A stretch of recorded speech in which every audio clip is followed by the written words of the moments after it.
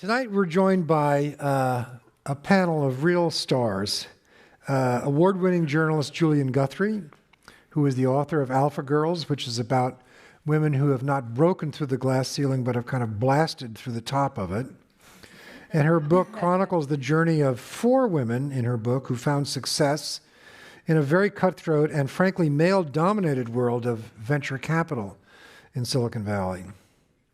So joining us tonight is real-life alpha girl Magdalena Yeşil, a founding investor and board member at Salesforce.com, long-term board member, and she's also on the board of directors at Informed, SoFi, Smartsheet, and Zuora. And also on tonight's panel is rising startup founder Megan Rose, the CEO and founder of Roxbox. We're here to explore the world of tech, startups, venture capital, work culture, and how it has and hasn't changed and might change in the future for women and for the industry itself.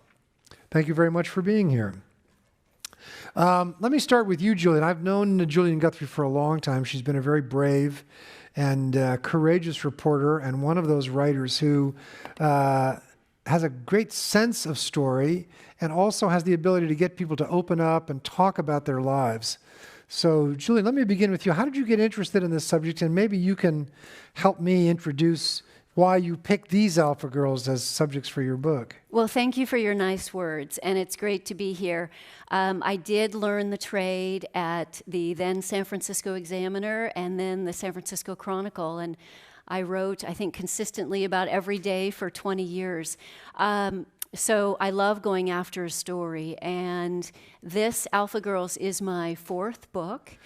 I thought of this when I was on publicity tour for my last book, How to Make a Spaceship, and I was looking around and I would see these rooms full of men, and I would talk to entrepreneurs and aerospace folks and aviation folks, and I was like, where are all the women? And so I started to look at these industries where there's such a paucity of women and these dynamic industries.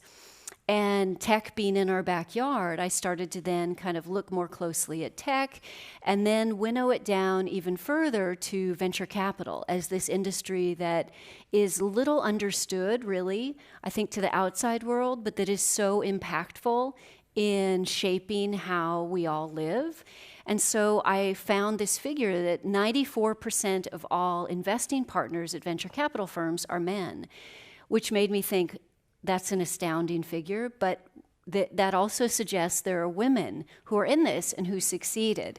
And so I wanted to know, it's maybe a roundabout way, but I wanted to know, who are those women? How did they do it? What does the world there look like to them? How did they go after the deals? What is it like sitting at the table full of men?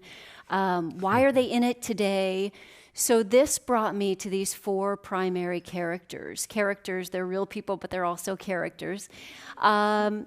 Magdalena, to my right, who is an extraordinary entrepreneur and had a great time as a venture capitalist, but her backstory is also what I really love about Magdalena. This little girl who came from Istanbul, Turkey, and found her way, and she's going to tell you more about her story. And Megan Rose, who is one of these amazing young entrepreneurs who has a great cameo in the book. And I came across and just loved, again, her backstory and how she became an entrepreneur and where she came up with the idea for this company. And again, it's the stories, it's the human drama, but I also am drawn to these kind of underdog stories and where technology meets human drama. Well, you did a great job because certainly Silicon Valley is a very male culture, but you not only went to find the engineers and the entrepreneurs, but you went right into the heart of venture capital.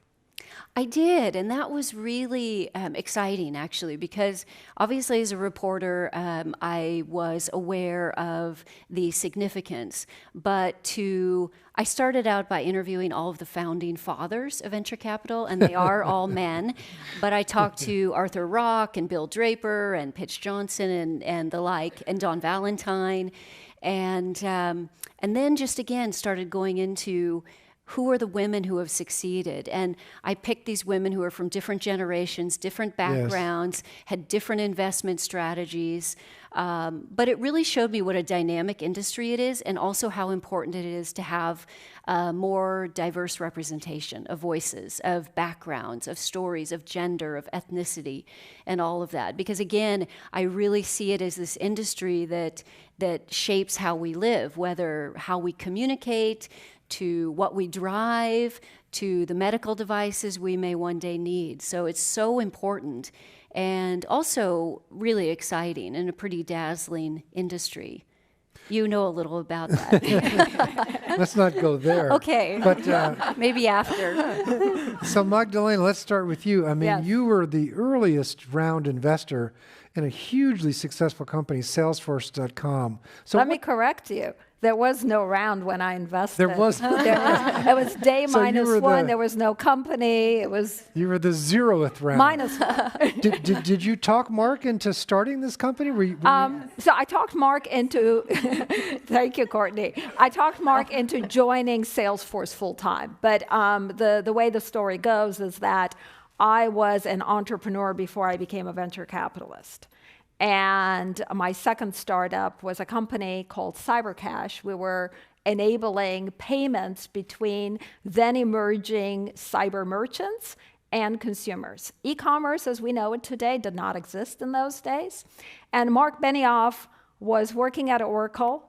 I was a no-name startup, and we needed servers to actually run our software at the banks. So we partnered with Oracle, and Mark was my advocate at Oracle. So that's how I got to meet Mark. And our relationship blossomed. I did a startup after CyberCash went public called MarketPay. Mark Benioff wanted to invest, but I sold the company on month 7 before we even took any money in, so prototype stage. But our relationship continued. Then I became a VC. VCs invited me in because I had 3 startups in succession that were successful. so you were successful before Mark was successful. You said it. Well, let's put it this way. I knew Mark Benioff before he was Mark Benioff.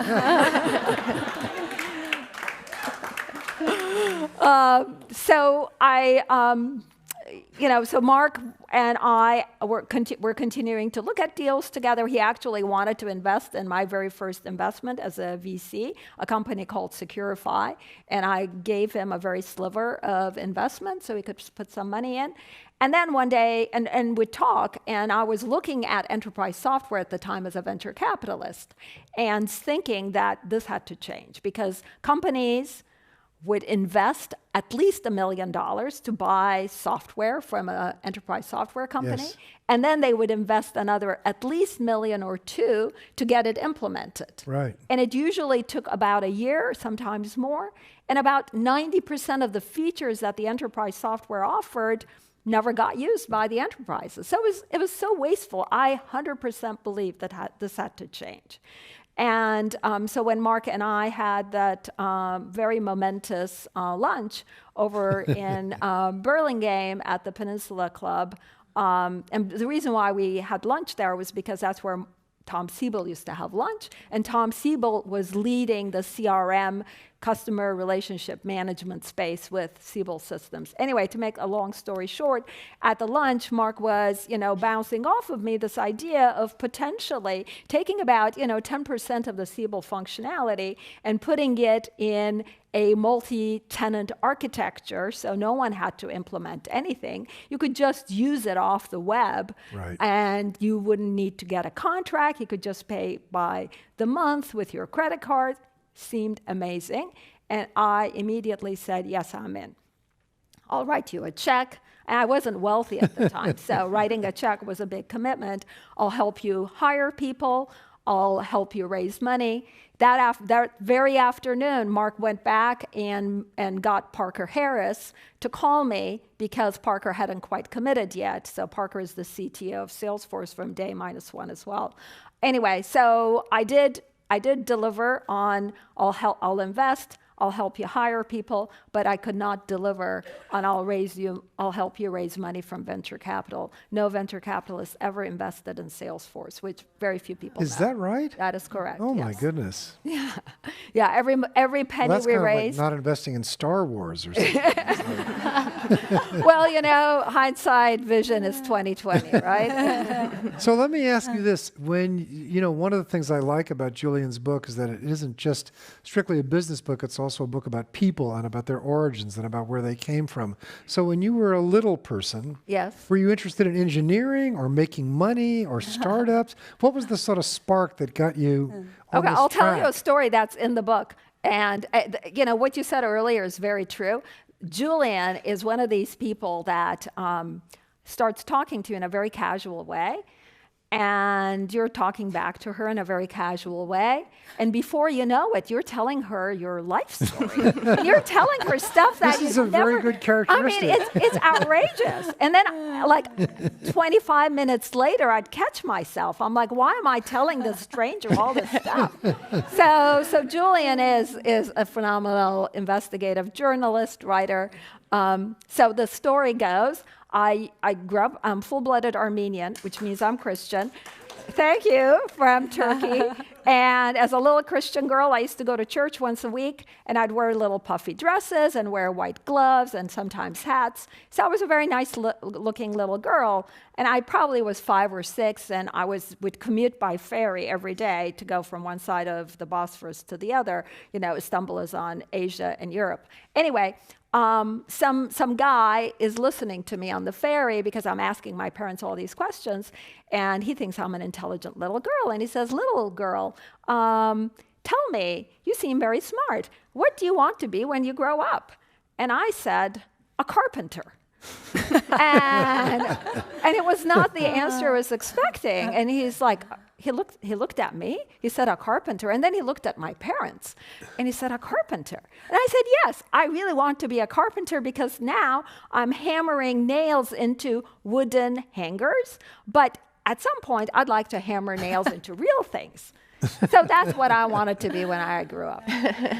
Wow. And she became an electrical engineer at Stanford. So from Close enough. Yeah, Close yeah. enough. From hammers to Right. So, Megan, you're an actual entrepreneur. So what got you on this path? What made you an alpha girl? Oh, gosh. Well, first of all, I want to say thank you all for having me. It's such an honor to be here. Magdalena, you know how much I admire you, and it's just a real honor to be here, so thanks. I totally agree, by the way. I had the same experience when we were speaking, and I think a 15-minute conversation turned into like an hour and a half long conversation. I was like, I've never shared this with anyone. But, in I was terms of, amazed by her story. well, I don't even know. Yeah, I mean, I think in terms of how my path came to be, the truth is I had a really unusual, or not super unusual, but I think growing up, I was raised by a single mom, generally didn't have a lot of resources. And to be honest, I think those things, while hard, actually have really served me very well. On the topic of sort of building a company as a woman in Silicon Valley and all that, one of the things that you get used to is being in an environment where you don't look like everyone else, where you kind of don't fit in. And, generally, I think one of the experiences that we all share is just growing up in general, you get used to seeing the people that are in positions of power just don't look like you. You don't have a whole lot of role models. Yes. And that has shaped each and every one of us in really powerful ways. And so I think for me, kind of growing up the way that I did, and every step of this journey has been very much sort of putting myself in a situation where I didn't belong. And I was never sort of told that I belonged there. And I think that became something that was my norm at a pretty young age, actually. And in a way, I think that that's what it's like to be a female founder, is getting comfortable with that and always putting your, kind of consistently, regularly, systematically being comfortable putting yourself in those environments in a way that you actually can thrive in that environment. And so, I think that background for me of growing up with, not a lot of money, generally moving around a lot, my mom was like in her 20s, So that environment, I think, gave me street smarts and also just generally a comfort level with saying, very resourceful, but also a comfort level with saying, nobody's done this before, great. That's perfect for me. I'm going to go do that thing. So anyway, that's a little bit of kind of how I got there. But it's interesting, isn't it? Because, I mean, you could have gone into so many other things, but to choose something high risk like startups, I mean, that's kind of a temperament. I think sometimes people say that the people that start companies are people that say, well, should I stay where I'm working? Should I do a startup? Do I fit in here? Yeah. Yeah, it's funny. People will say, so before I started Roxbox, I worked at McKinsey. And before I worked at McKinsey, I worked at Bain. Oh, so you're a big consultant. So I was a big consultant, yeah, which is sort of unusual because the truth is, in high school, I think I was probably would have been voted like least likely to succeed, to be honest with you. Very common with consultants. Yeah. and I think I kind of have always had a little bit of this, I'm just going to do it my own way type of mentality, which doesn't always work in the traditional education system. But particularly when you don't have a family that's telling you you're supposed to be this way. Yes. And so anyway, eventually though, I came out of high school and sort of made a few decisions and decided I want to take control over my own future. And that really inspired me to go to study abroad and eventually go to business school and come out of business school and go into consulting. And I kind of went through this period of really feeling like I had something to prove.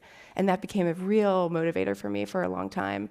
But then in consulting, I realized that the people that were making decisions were just really disconnected from who were the people that were buying things, who were spending the money. And I was working at that point with C-level executives in large global brands, and they just didn't get it. They didn't get social media at all. They didn't get consumer behavior and how mobile was evolving the way we make decisions. And I realized that I got it way better than they did. And there was nothing, and I think people will say, leaving your job is the hardest part. And it actually wasn't that hard for me. I think that's just who I am. And so to me, staying in a job that felt wrong was the thing that was just harder. So antithetical to who I am. The feeling of, imposter syndrome was something that I was like, I've had that my whole life, So that never really held me back.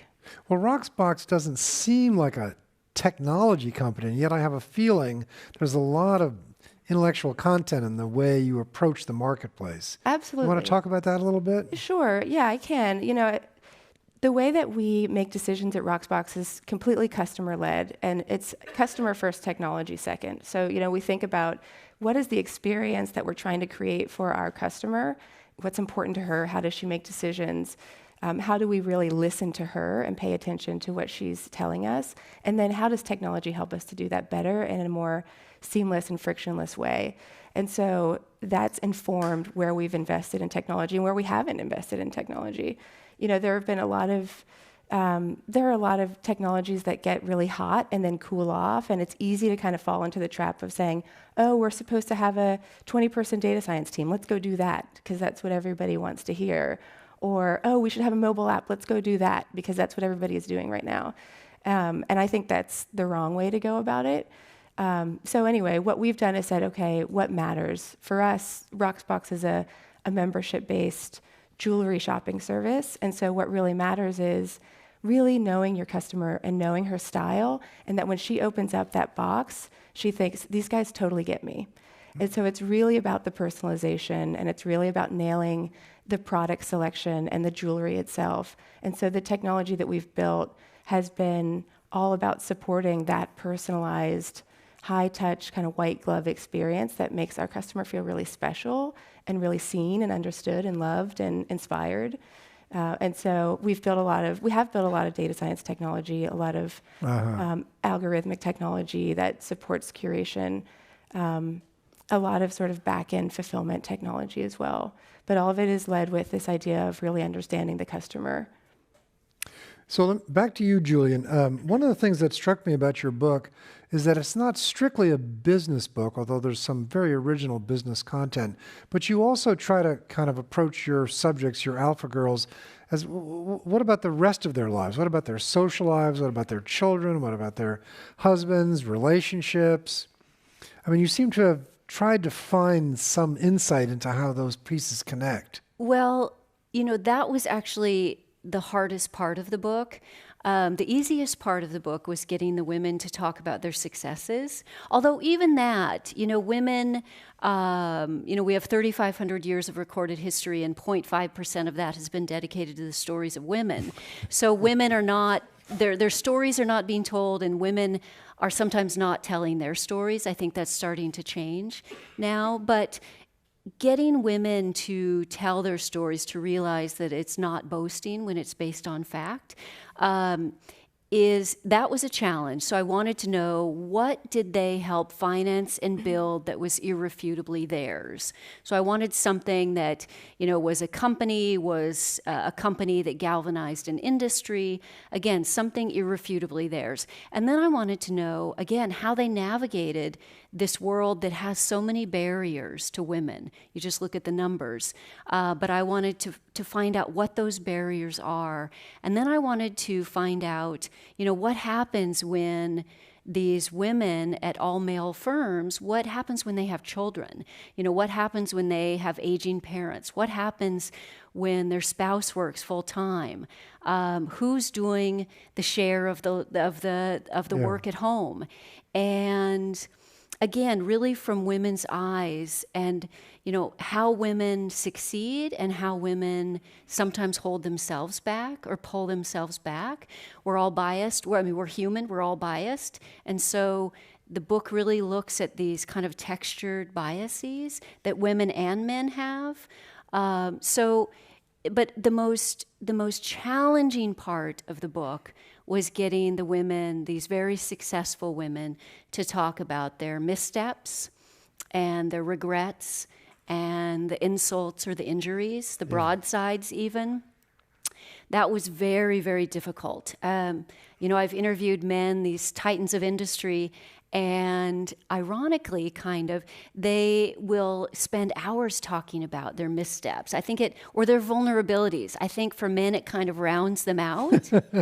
And it's a sales technique. Yes, I think so. But for women, these women who had to work so hard and had to be unflappable and had to be kind of Teflon suited, I found it was really difficult for the women to share their vulnerabilities. But that was such an important part of this story. And that was, I think, what I worked the very hardest on is, what happens also when one of the main characters, Sonia Howell Perkins, when, she's diagnosed with cancer. She's adopting a baby at the same time. Right. What happens to her deals? She's surrounded by men. What is that like? So again, it gets into very personal terrain, but I think that personal and the professional are inextricably woven in their lives, in our lives. And so I wanted this to be a story that reads like a novel, with those novelistic details where you bring the readers brought right into that story and into, again, looking at this world through women's eyes and how it all happens and what works and what doesn't work. But there's some very human stories about, the parent-teacher conference, the real-world conflicts, divorces, marriages, all that kind of stuff, which men face too. But yes, I think you sort of avoided all the stereotypes by getting everybody to go on the record about the whole picture. Well, and also, so much is written about Silicon Valley and how awful it is for women. And I know that, again, you can look at the numbers. It's awful for men, too, sometimes. Okay, you have to tell us your stories. But I think, what I found is that it can also be a great place, and that there are women who, love this industry. They love being entrepreneurs. They love being venture capitalists, and they're really darn good at it. And we need more of them. So that was, a lot of eye-openers for me, just in the difference between reporting primarily on men versus women in this case. And again, what the world looked like for them. It's kind of shocking that the barriers that exist are still there. They're really ridiculous, and they are very real still. But these women that I write about navigated them very strategically and brilliantly, but with missteps. Well, you've written a lot about alpha boys. Larry have. Ellison and Yeah. Burt Rutan. So do women have a different antenna for what's possible in business? Do they notice things that men don't notice? Well, I think the women that, I can only speak anecdotally, but the women that I profile in the book, I think they felt that they had to be more quantitative, that they really had to know their stuff, that if they're coming to the table, as a venture capital, they're sitting down, they have to, there are a lot of tricks to the trade, but, speak up early so you don't become invisible, but make sure you know your stuff. Make sure you're quantitative. Make sure you've done your homework, and really going to an extreme with that. So I think it's more, I think there's the good judgment aspect, but that's very democratic in terms of gender. Yeah. Good judgment. I think that's a big part of it. But also, again, just this sense of we have to over-prepare for this meeting. Yeah, I bet women, you're right. where the women that I profiled very much were like that. But there is there are people that have like the DNA to have good business judgment, I think. And Magdalena, you've seen a lot of entrepreneurs. What do you notice first about the successful entrepreneur that you'd be willing to back? I think the most important trait of an entrepreneur is conviction. Conviction in whatever it is they believe in, regardless of what everyone else is saying around them. Someone is trying to, and VCs do this all the time, trying to make, basically poke holes, make you feel like you're really an idiot. And most entrepreneurs have the conviction, and they'll walk out of the room saying, I don't care what you think. This is what I think. And I think that's a gender neutral trait. Female entrepreneurs like you here, and me when I was an entrepreneur, and I am an entrepreneur again, have very much this conviction. I do believe that for women, you're right, we overcorrect for being the only one in the room. But in many ways, I think venture capital is an incredibly egalitarian industry, because at the end of the day, you're really judged on the money you make. I mean, I'll put my track record against anyone else's track record. End of story. I want to make friends. I start with making them money. End of story. So it's an incredibly simplistic industry. You make money for your partners, you're in. Guess what? They won't let you go because you're producing for them. They're taking home money because of you. And in that way, it's incredibly egalitarian. Now, getting to making the money is a different story, right? Sitting through those meetings, getting your deals done, because it's a voting system where everyone votes. And let me give you one example, which is not in the book. A company that I actually incubated in an office next to mine for about 7 months, because there was an office that was empty. We didn't have any partners. I got two entrepreneurs to move in. For 7 months, I took care of them. I incubated them. I worked with them every day. Finally, I felt like it was time for them to get their first funding. So I brought them downstairs. We're all in the same building to the partners meeting on a Monday morning. They presented. I thought, of course, it's a sure thing. It's going to go through. Guess what? My partners voted it down. I could not believe it. Fast forward 2.5 years, the company went public with a $2 billion valuation. But I don't need to go that far. I was on the board of Salesforce. I'm the first investor, first founding board member. I brought Salesforce to USVP, my firm, 3 different times, including 3 days before we were going public. I was on the pricing committee, so I knew exactly where we were going to price. Mark wanted to sell some of his shares so that he got some liquidity, because he was going to be locked up. That means he wouldn't be able to sell his shares for at least 6 months, and then there are open windows. And he said, I need some money. And I'm like, okay, Mark, you want to sell your shares? How much money do you want per share? He told me. I'm like, wow, I know where we're going to price. You're leaving money on the table. He said, I don't care. I need liquidity. I need money. So I came to my partners and I said, I have the best deal ever for you. This is putting money on the table. I know where we'll price. I can't share that with you, but I'm telling you, this is a great deal. Mark only wanted $8 a share. And this is before the 5-to-1 split. Anyway, the bottom line is my partners turned me down. Oh my goodness. You should have called me. I should have. Remember that for the future. Actually, I called Scott Sandell of NEA and said, "Hey, Scott, I'll do a favor for you. You have to return it at some point. Here it is. Scott NEA made the investment. They did very well." Wow! Holy cow! Do you think you have a different antenna? Do you look at deals differently? Is there something you're picking up on that you're? Well, okay. So I had two little kids when I was a venture capitalist, and yes, I had a different antenna because I had no time to waste. I had two jobs. I had my day job and I had my night job, okay? So as a female, I was much more efficient than men. And because I couldn't hang out after hours and talk to my partners, I had to go home. I had to do homework. I had to get dinner on the table. So I think that I cut deals very quickly.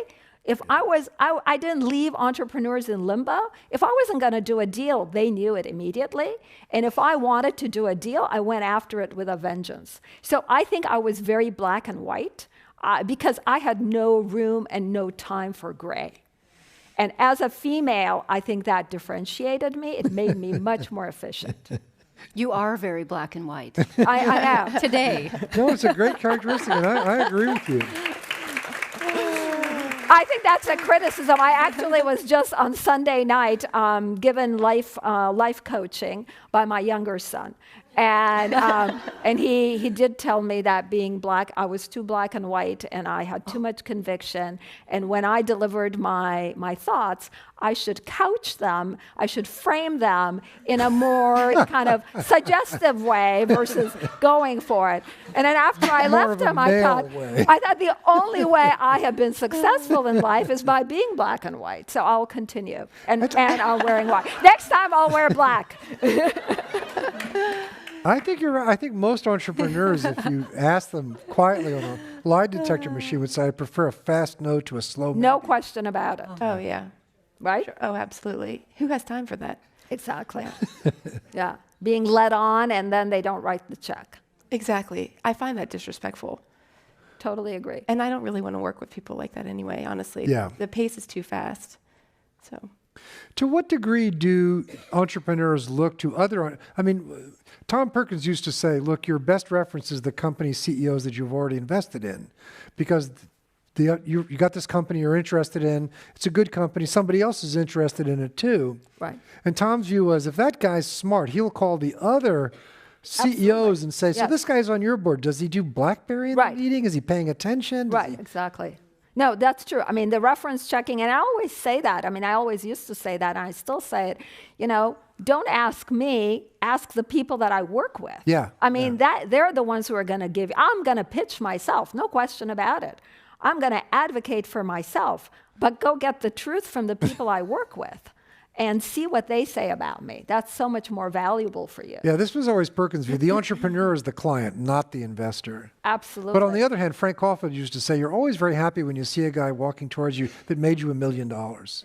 It's always a good man. You're always glad to see that person, man or woman. Yeah. No question about it. I'm telling you, money, making money for somebody is a fantastic way to make a friend. And I made money for a lot of people when I was an entrepreneur, and they still send me Happy Mother's Day messages. Oh. So Julian, what was your thought when you started to interview these people and you see that they're highly successful people, but there's something different about the way they think and the way they act, and there is a glass ceiling. So why did your alpha girls break through the glass? What did they have that many women have found frustrating? They had some extra dimension. It's really interesting because having interviewed these alpha boys, as you said, some of the world's greatest success stories actually, who happen to be men, interviewing the women, spending time with the women, really redefined how I look at success.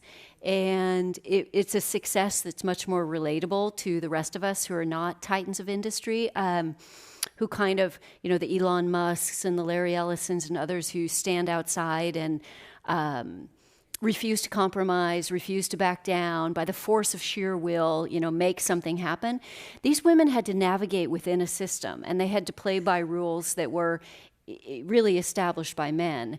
But they had to figure out how to work within a system, within a company, within an industry, and did so in very strategic ways. Their successes were incremental, and they added up to something really significant. And throughout the book, there are these great stories of small victories, that, like a victory that, when Magdalena was offered to go from a investing partner to a general partner, and she wasn't offered what she thought was an equitable amount in terms of the carry, and she, turned down the job, but the partner who had made the offer came back that afternoon and actually upped the offer. And when Magdalena walked into this all-glass conference room for the first day as a general partner, she was again the only woman in the room, but all of the women on the other side of the glass were cheering for her. Who were assistants. Yeah. I mean, so there was this very double standard, okay? In these venture firms, all the partners were male and all the assistants were female. But it was this win for... It was this win for, it wasn't just a win for Magdalena. And it wasn't Magdalena being greedy. It was Magdalena being what was equitable. But it was a win for women. For all women. Yeah. So there were many stories like that in the book where there are these incremental successes, but that were really, they meant something. They paved the way. Yeah. And I just want to add, I never felt that it was beneath me or belittling to me to stick up for the women in my firm. All the other women were assistants, but like we were having a party and the partners decided that the assistants would not be invited to the party. It was after hours. It was other venture capitalists coming in. We were throwing this huge high-end party with a very well-known caterer and no assistants allowed. And I'm like, are you kidding me? They work here too. We are successful because of them. So they said, well, we don't want, it's only professional staff, no assistants.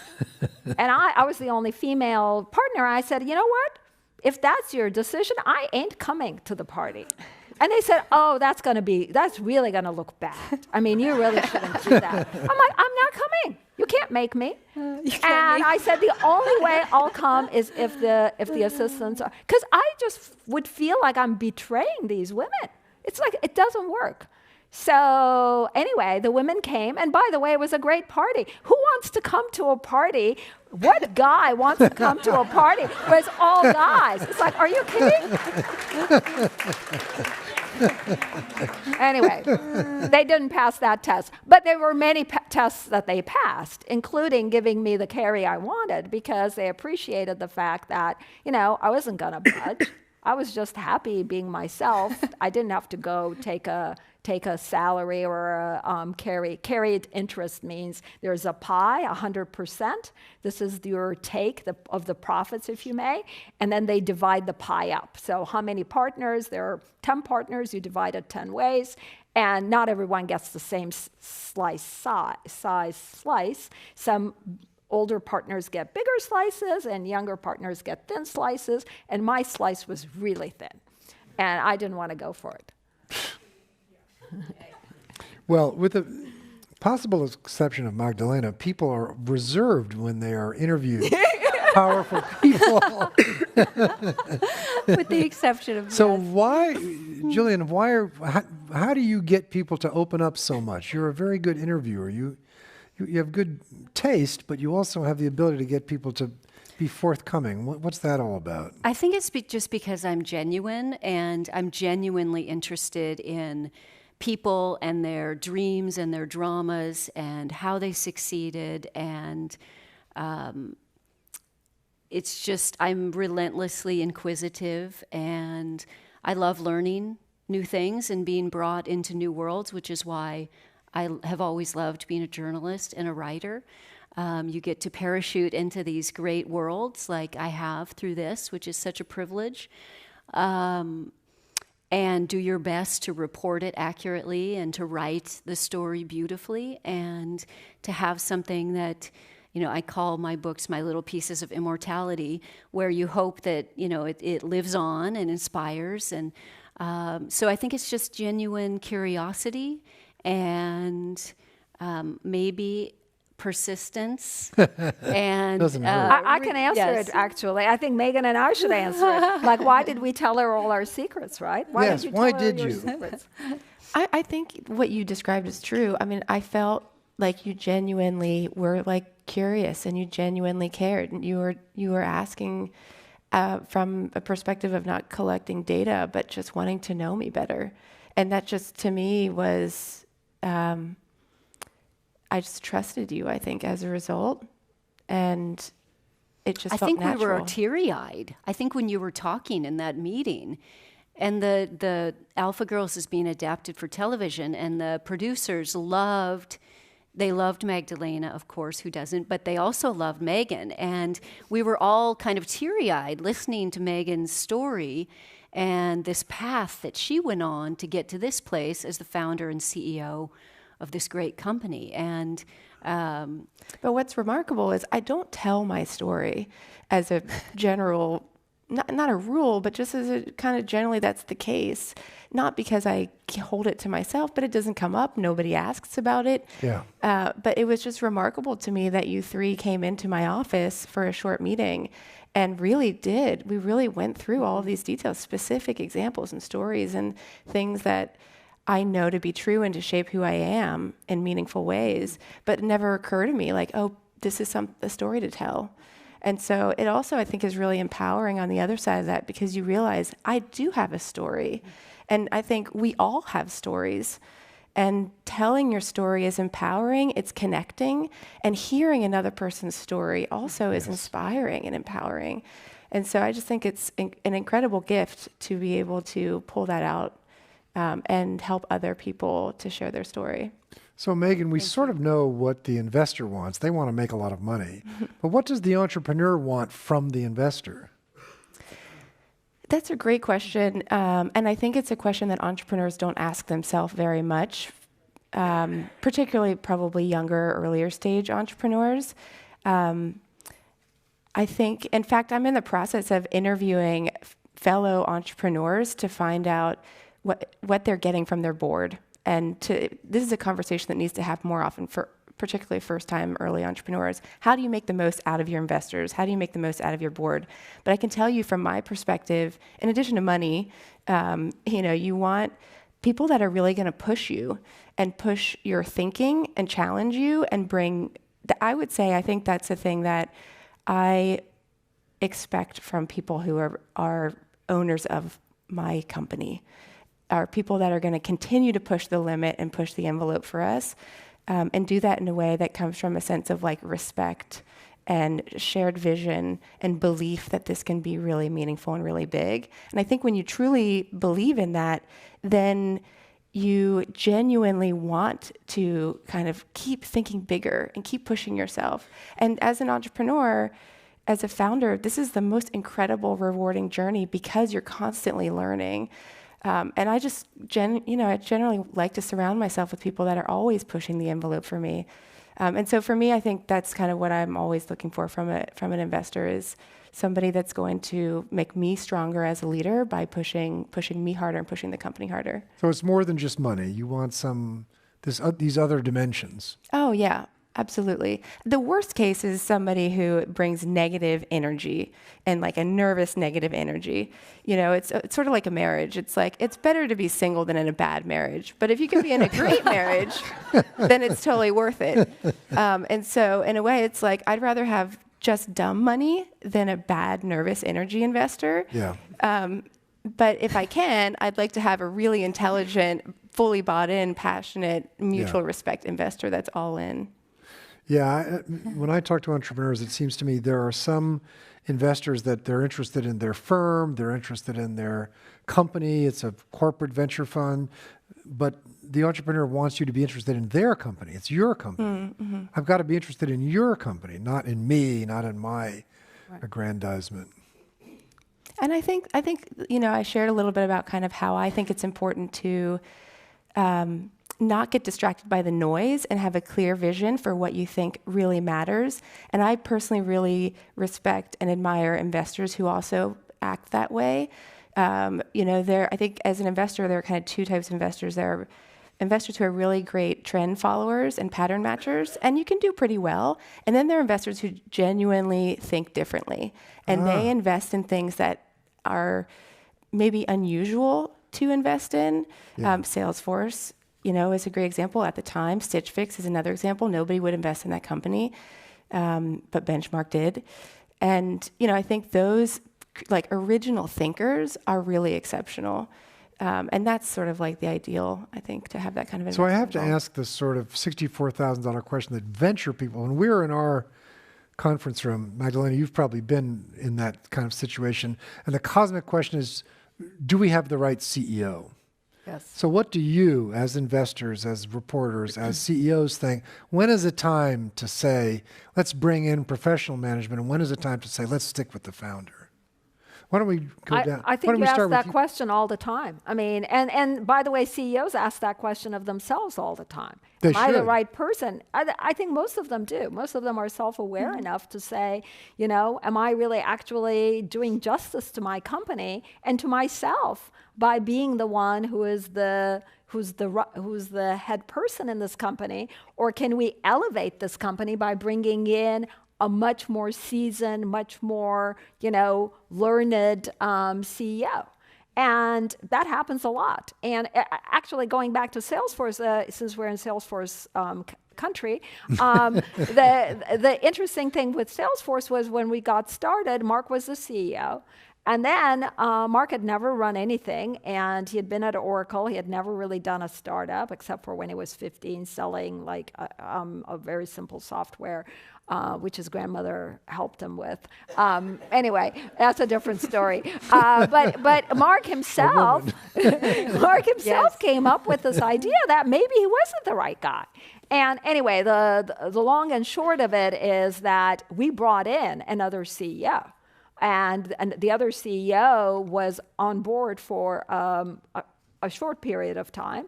And ultimately, there was a change in strategy, and Mark came back as the CEO. But CEOs do come in and out of their roles. Yeah. So I think it's a very healthy question to ask all the time. Well, I can think of 2 or 3 companies where the founder was asked to step aside with usually some emotional complexity and then asked to come back. Steve Jobs, Mark Benioff, Anthony Wood. There have been lots of cases where it turns out the founder was actually a better CEO. Well, they have the passion, right? At the end of the day, no one takes care of your child as well as you will. And so it's the same thing. Well, I think we're due for some audience questions now. So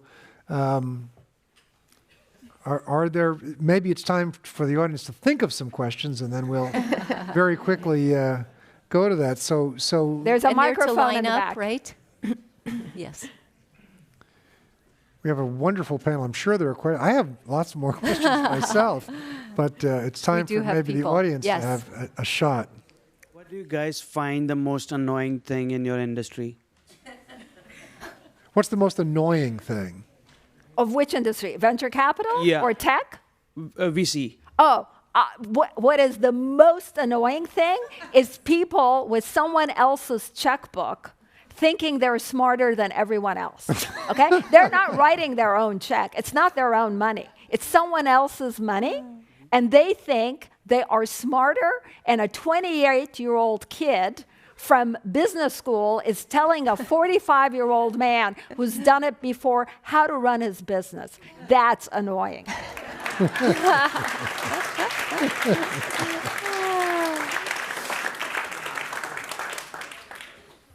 Hi, my name's Maya, and throughout my life, I feel like I have a lot of self-reflection during transitional moments. So I'm wondering, Megan, when you went from working consulting to, that first day where, you're like, I'm putting my 2 weeks, now I'm going to go and start my own, my own company too. And Magdalena, when you went from, being an entrepreneur to then like being in VCs, you know, like that period of transition, what advice would you have, or like what were you self-reflecting, you know, at that time? Oh gosh, I'm like I could talk about this stuff all the time. I'm one of these like silly philosophical people about things like this. I think I didn't follow this guidance early on. I would say I think it's really valuable to, first of all, always have that mindset of always be kind of reflecting as if you were in a transition period, but always be growing, always be evolving, always be asking yourself these questions. Recently, I've been thinking a lot about, you know, I think I mentioned earlier, but I was motivated a lot by this desire I had something to prove. And I think that motivated me in getting Roxbox off the ground, just generally getting my life together. And it has served me very well. But I don't want to be motivated from that kind of almost like negative energy space.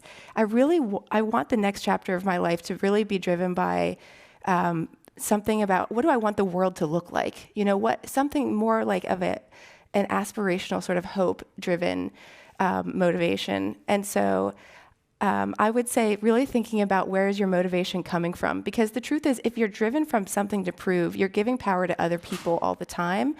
And also it's exhausting. You know, it's not fun. And I think really trying to early on sort of orient yourself on what kind of world am I trying to create, and let that be the thing that gets you out of bed in the morning is just a better way to live life. So that would be some advice. I'm an immigrant. I came to the United States with basically no money, with nobody here.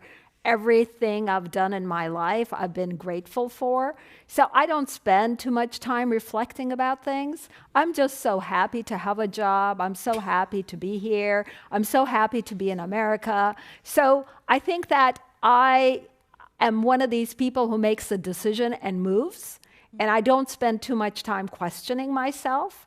I mean, there were a lot of things I did in my life, including coming to the United States when I was 17 years old, that if you look at it, you could say it was a very bad decision. It had bad consequences.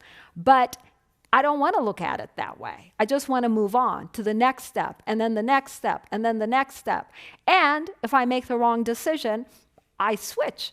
I go the other way, make the next step, the next step. So that's me. I'm very pragmatic. I'm a survivor. I'm an immigrant. Thank you both. Hi. Julian, you shared that it was very challenging for the women that you spoke with to share, to, I guess, be vulnerable and share vulnerabilities. And then Magdalena, that you said one of the most important traits in an entrepreneur is confidence. I kind of take these two together and think, okay, well, it is a little hard to be vulnerable if one of the traits that people look for is confidence. And then I guess I was also thinking about overconfidence, right? And how do you distinguish between those two, and how do you kind of get the dial right? I tend to think that if a woman is confident, she's done her homework, just because of experience. But yeah, just wanted to hear your thoughts on that. I would just say quickly that I think we have to be authentic in our stories, and that was what one of my goals was with this book. There's the saying, you can't be what you can't see.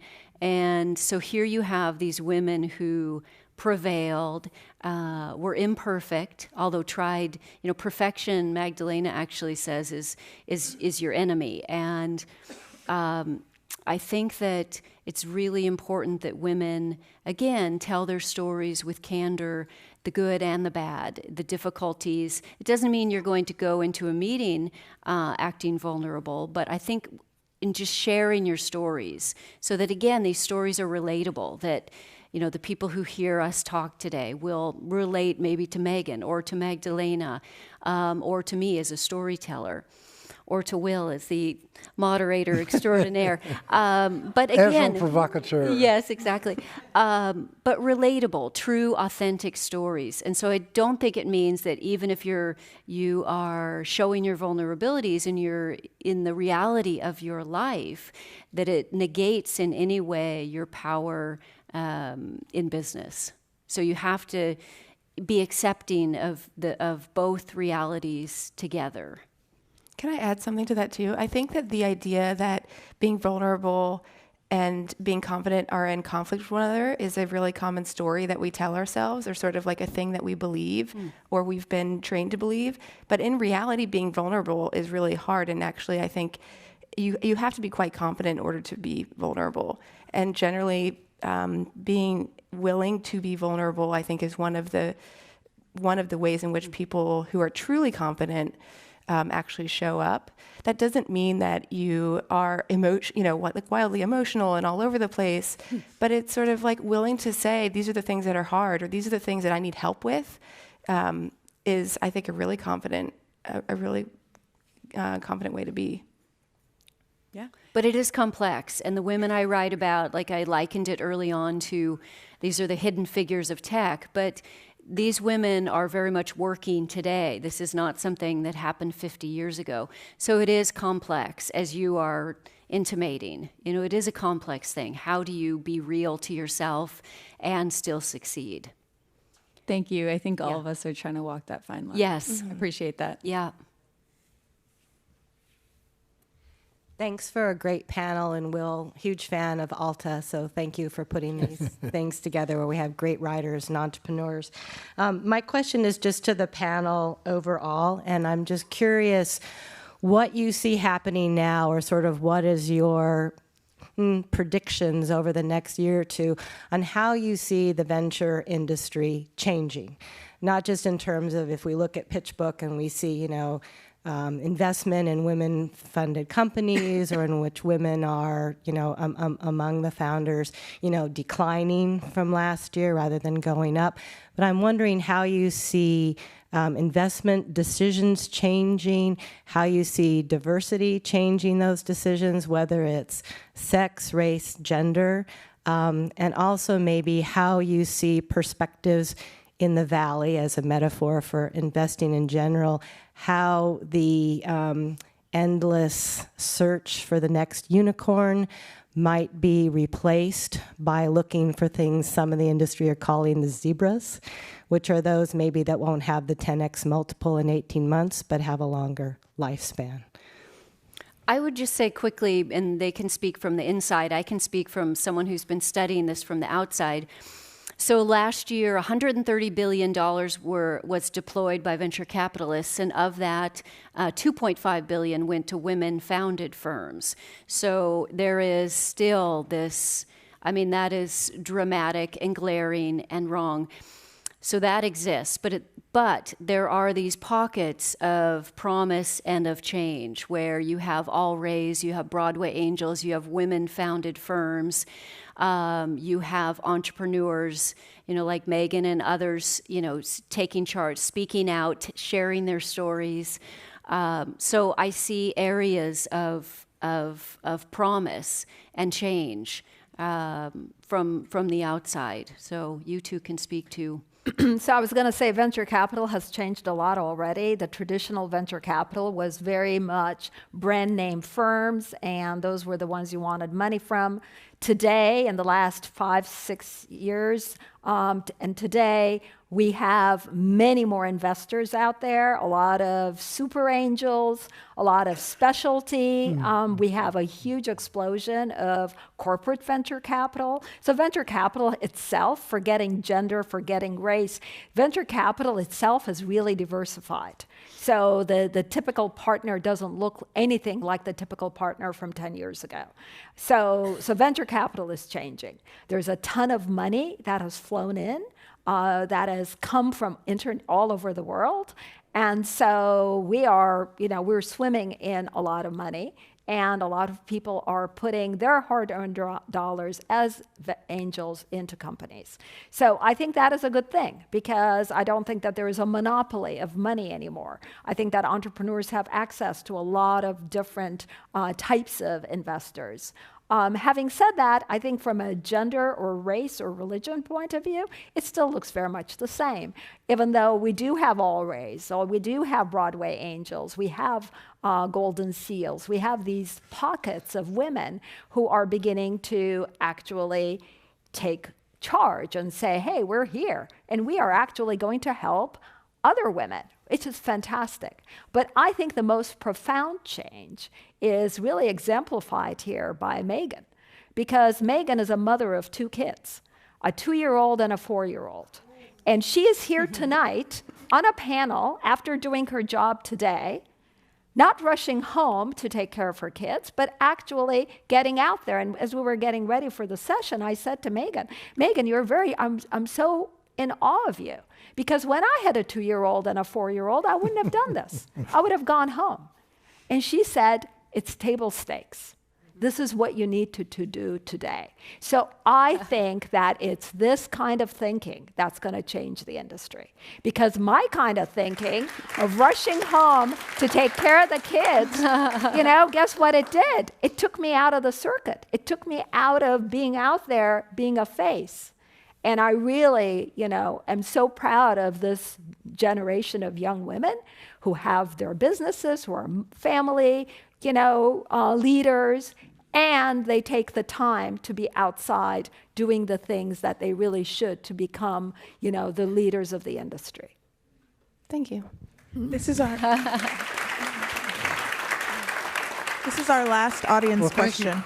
Thank you all very much. I mean, one of the things that occurred to me when I read this book and listened to the panelists, I think the old paradigm was that you could go down the path of being family-oriented, being sensitive, being a person of some artistic sensibility, and that would take you down that path. Or you could be this captain of industry, you could be tough, you could be decisive, you could be focused on making money. And I think what your book showed is that you don't have to pick between those two. You could actually be both. Not easy, and the women in your book are living that life, and they're all out on both channels at the same time. They are. Thank you. So we have one more audience question. Oh. All right. No pressure, though. So there are several organizations that are really advocating for getting women on boards. And there's now a California law. So question to Magdalena, I would love to hear what you feel is the importance of having more female executives on boards, which would be the other side of so BC today law. I serve, I'm back to being an entrepreneur. I decided to make money the honest way. and so I not only am I doing my own startup, but I'm also serving on boards. I serve on the board of my own company, as well as the board of SoFi, you guys might know, Social Finance, and the board of Smartsheet up in Seattle, and the board of Zuora here in San Mateo. And I have gone on record saying that I do not believe in quotas. I do not feel comfortable people coming to me asking me to be a board member because of my gender. Having said that, there is nothing that changes the world faster than quotas. And California has gone ahead and put the law in place. And guess what happened to me? My phone started ringing. And now I've had, probably since the law passed, I've probably had 7, 8 companies, public companies, desperately looking for a female board member. I think that it's a good thing for us short term. But ultimately, we need to be successful on our own merits, not on our gender. Because if we're successful on our gender, guess what'll happen? I'll go into a board meeting, I'll open my mouth, and they'll shut me down because they think I don't know what I'm talking about. So it's very important for us to pull our weight. It's very important for us to really be as smart and as educated and read our board books. It is a good thing. Pretty soon, I think that the country will follow. What it does is it makes us as females much more sensitive to bringing other board members on, which is something that you do on a board. So of the boards I serve on, every single board where we have brought in an additional board member, it's been a woman. And I can't claim credit, but what I have done is I've said, let's open the search. Let's actually go out there and look at others who are not necessarily the brand names of the industry to bring as board members, but people who would probably put more energy and time into our company. And because we opened the funnel of our search, we added more women, first-time board members in each case, none of them CEOs, and they've been terrific. So good things are happening. Well, I hate to cut off any more questions, but I think our panelists will stay and take individual questions. Now, this panel is part of the in-forum part of the Commonwealth Club, and they've asked that each of you answer this question as at the end, which is, what is your 60-second idea to change the world? So we'll go down. Oh, boy. Julian and 60, okay. So you can take more than I 60 think, seconds to answer, but... No, I think that I would love to see a robot that can walk my dog. It would save me so much time. I fantasize about that. Like, what if but then he has to stop, and what if he sees a dog across the street, and how would the robot deal with that? So, okay, so if anybody has an answer to that, that's a hard problem. It is a difficult problem. Can we say anything we can? Can Yes. it be totally fantastic and Yes. not, actionable? Okay. I think what would really change the world, my idea, is to do something so that men can give birth and nurse. That would change the world. Yes, I love that.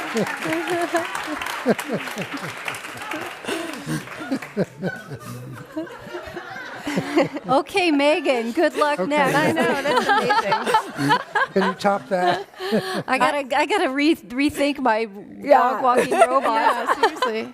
I had a similar one in the past, which was that we could just lay eggs and put them in an incubator somewhere, which also would be really fantastic. We're getting there. Yeah. Mine, it was just this thing that's been annoying me recently, which is the 20 under 20, 30 under 30. I want to create the 60 over 60 and the 70 over 70. Oh. And so that's I love my that. idea.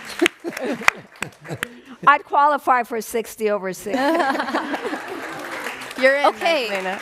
Thank you very much. But Will, what about you? Oh, no, I don't have to answer. Oh, come on now. You can't get off. You have to answer.